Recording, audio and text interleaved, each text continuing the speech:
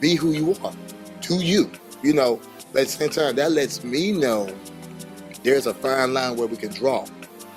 Because here's the thing, I want to get along with you. And we don't ever want to put us in a situation where we can't get along with each other. And I think that's where it's not so much about getting along with each other, it's the fact that can you put aside differences to get your dance on? And that, I'm telling you, that makes you a bigger and better person when it's about the dance. It's the common thing we have in this.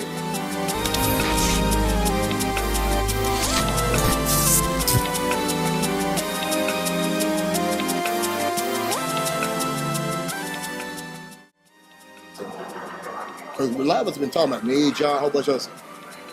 As instructors, we work. Most of us work. Well, not to most of us. Yeah. We work. We got family. We got real life problems. Real life stuff going on. This is a hobby. Right. This is a hobby. It's a nice hobby. And believe it or not, you invest more into your hobby than what you get back. So it's the thing when you go in and you start teaching. The drive is when you come to class ready to learn, willing to learn, put your energy behind it, even if you mess up. Right. But that drives us. I mean, like I said, you guys, they all say something. That drives us as instructors to teach because we already kind of like wore down. Just like you said, your voice is sore and everything. When you used to call not dancing, you getting crunk and everything, and you doing this and that. Right. You're the main one getting the workout. Yeah. Right. So that's where I always tell people. I thank people come to class when I travel. I thank people because of them, that gives me the opportunity to give back. Right. This is a craft. It's a culture. It's a craft. We got so many different types of line dances. We got the family reunion / club line dancer. Right. They satisfied doing one dance and that's it, and they good. But the thing about it is they don't want to learn no more. Then you got the cardio line dance. They in for exercise. But then when you get to the cultural line dance, the cultural line dance where you get all that in one. You fellowship. You meet different people. You getting your dances out. You teaching their dances. Game recognized game. And because when game recognized game, the community just grows. Yeah. It grows. And the key is have fun. Always have fun.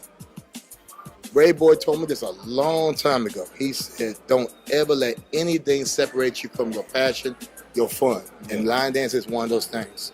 And I just have a great joy, man, just seeing everyone from across the country here. That's the biggest reward. It ain't about the trophies. The biggest reward is everybody getting on that floor. Man, we just having a good time.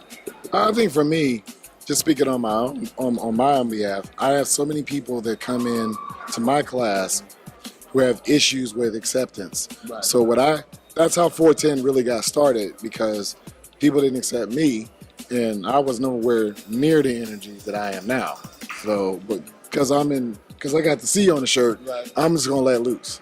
But what it is you have to let other people know it's okay to be themselves.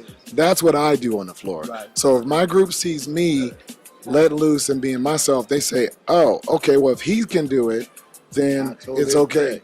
I mean, because like I said, here's the thing, it's all right to mess up. Yeah. That, in fact, I encourage you to mess up because, if you're the type of person, you want to get something right, you have to make a mistake to get it right. You got to go through things that's wrong. No one's perfect. And the great thing about line dancing, especially the cultural, everybody don't know everything. Yeah. It may look like it, but it really doesn't. Everybody don't know everything. It's just like, for example, you're in Dallas. What you bring out of Dallas, somebody in Philly might not get to see. Right. And what happens when people see that dance and they like it, they take that stuff back. Yeah. This is how dancers really get it. It's about just pushing. People love the dance. They're gonna move it. But here's the thing: it's not only just around the country. It could be just right there in your region, right there where you at. And that's why I always tell people when you make dances or you have a group or whatever, that's your baby. You're gonna take care of your baby. You feed your baby.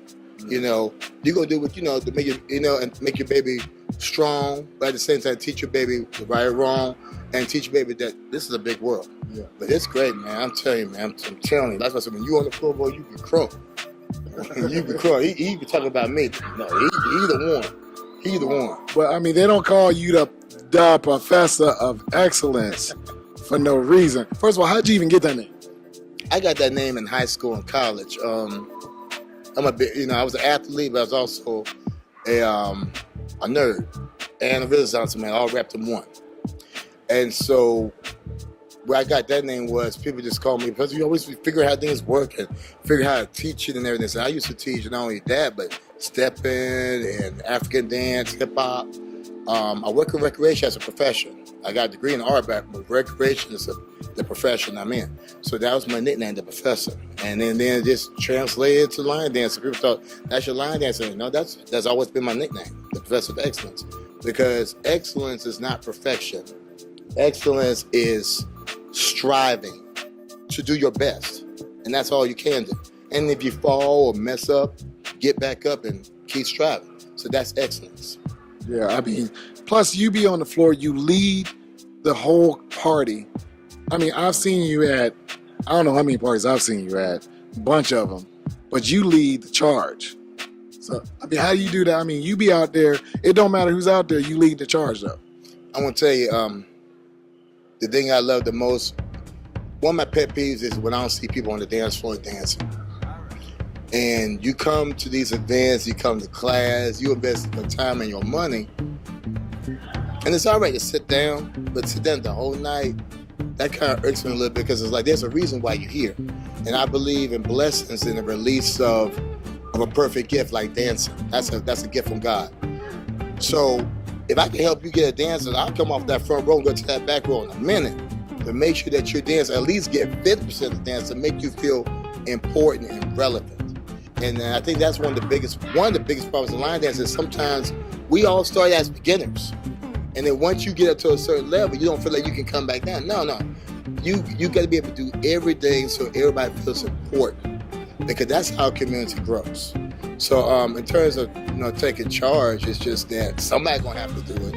And and it's about sometimes I might trip or cut up or whatever. But the thing about it is, if I get to see somebody having a good time and laughing and having a good time, you don't know what that person's going through. So we in a way have a responsibility to this craft, to this culture, to making sure that everyone's having a good time. It's stress release. It's nothing wrong. I mean, stress release saves your body, saves the soul. It's good for the mind, good for the body, good for the soul.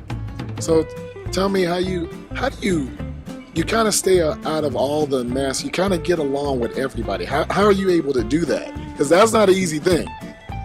I work with people every day. I'm gonna tell you something. When I go home, I go home. And life is its own experience. I went through depression a long time ago. And I said that I would never get back to a state where people dictate how you live. But in terms of getting along with people, the best way to get along with people is not to go along with people, is to accept people for who they are, by their character. I'm the type of person, I was in the church, also worked in the club. I've been pretty much everywhere. So I'm the type of person, honesty is his best reward. Be who you are, do you, but at the same time, that lets me know there's a fine line where we can draw. Because here's the thing, I want to get along with you. And we don't ever want to put us in a situation where we can't get along with each other. And I think that's where it's not so much about getting along with each other, it's the fact that can you put aside differences to get your dance on? Yeah. And that, I'm telling you, that makes you a bigger and better person when it's about the dance. It's the common thing we have in the so you heard whistles in there. I didn't have to bring whistles this weekend. People in their whistles. I got a whistle. Right, you got a whistle. Right. So that was the thing, and if somebody get mad at you, like, but and you just apologize and keep moving. But the idea is to get this party going. Get it going. So how'd you get started DJing? And then DJing? I started DJing in high school and college. Yeah, and what happened was one of my mentors that got me into a predominantly white school. I went to Lander University in Greenwood, South Carolina. Lander's a real small school. It is now Division II. But Lander, the great thing about Lander was we didn't have that many black students, and we definitely didn't have that many black males. So when you count the foreigners in the soccer team, it wasn't many. I mean, it really wasn't. But when we had parties, our parties were like the bomb because we're trying to get everybody going. And he was a DJ, you know, and he passed away a couple years ago. And he was 6'9", you know, he's a big DJ. And, you know, he kind of motivated me to DJ. And so I DJed in college a little bit, and I stopped, and I picked it back up. And then I worked in I used to work with special needs, so I used to DJ the parties for them. And then I worked in the school district, DJ for the kids. And then in recreation, I DJed, and then I stopped, and then I had step teams, like the youth step teams. And I had 5 step teams. I had a boys group, an elementary group, a middle school, high school, and an adult group. And I'm teaching them steps. And we used to have parties, and the DJ I paid over $500 for a DJ, and he wasn't good. And so I said, let me get back into DJing again. I got right back into DJing again. And then, you know, and I stopped, and I picked it back up again. And of course, line dancing, I'm like, let me DJ my own parties, you know. And then after that, I just went right back into it again. So I've been DJing off and on over 20 years. Okay, so you've been DJing, you bring the hype, you know the dances. I mean, there's no question. I can't tell, because you be on that floor. I mean, you be on that floor. I'm gonna tell you, I'm gonna share a little. It's not a secret. It's really obvious. When you know how like some people can't retain the dance. I always tell people if it's something, when it's a culture to you, you retain it.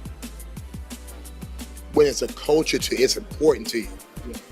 When it's not important to you, you're not gonna remember it. So like, for example, I got most of my friends are females. They can tell me everything about shoes, what kind, who created, everything. Why? It's important to them. Got friends that mechanics. They can tell me everything about a vehicle, inside and out, pistols, everything. It's important. So it's like anything else in life, it's important to you. And when it's important to you, you will try to figure out the ins and outs too. All right, so we are so happy that you talked to us, the Professor of Excellence. You got, how does somebody get in contact with you? So one of my questions is, if somebody was trying to email you some music, because when you DJ, people want to roll up to you and say, listen, my dance is out. And you'll say, well, I don't have your music. Okay. So I always tell people, send me your music. And I'll tell you why it's so important for you to send me your music. Because if I travel, say to Texas or somewhere, and let's say y'all there, I want to make sure I got your music. Because one of the things I believe. I'm not saying it's a fact or it's the right thing to do. This is just me. It's all opinions, just me. I feel like that if everyone's there from different groups, different regions, and they have dances, I believe that they should be on the front stage showcasing their dances. It could be one dance, you know, at least one dance. So people get to see that, okay, there's big things going on in Dallas, there's big things going on in Texas and Tennessee and Phoenix. People need to see that because there's some people been doing line dancing for such a long time that, hey, there's nothing wrong with new dances, nothing new flavor. Take that stuff back, take it back home so your people can see it. Because believe it or not, that's how line dancing really got big. When people started seeing dances from the Midwest, and down south and the West Coast and overseas, worldwide dances. They bring that stuff back. And that's the key. That's how it grows. That's how it grows. So first of all, we just so happy that you even decided to talk with us. You're the professor. I mean, you the big homie. I don't know what you be seeing when I'm on that floor because he be crump. He be crump. I be trying to keep up with him. Don't buy that, y'all. I'm trying to keep up with him.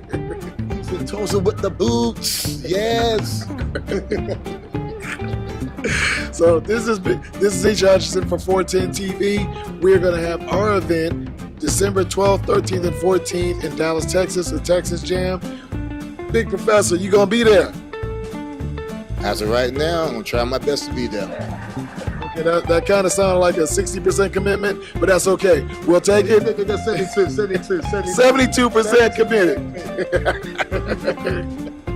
So like us, subscribe to our channel. Let us know what you think. Let us know what you think about our conversation. Let us know what you think about my conversation in terms of my questions. I know my voice is raspy because I've been yelling. Please don't give me no comments about that. That's me acting up on the floor. But other than that, let me know, let us know, and we'll look forward to seeing you guys on the next episode.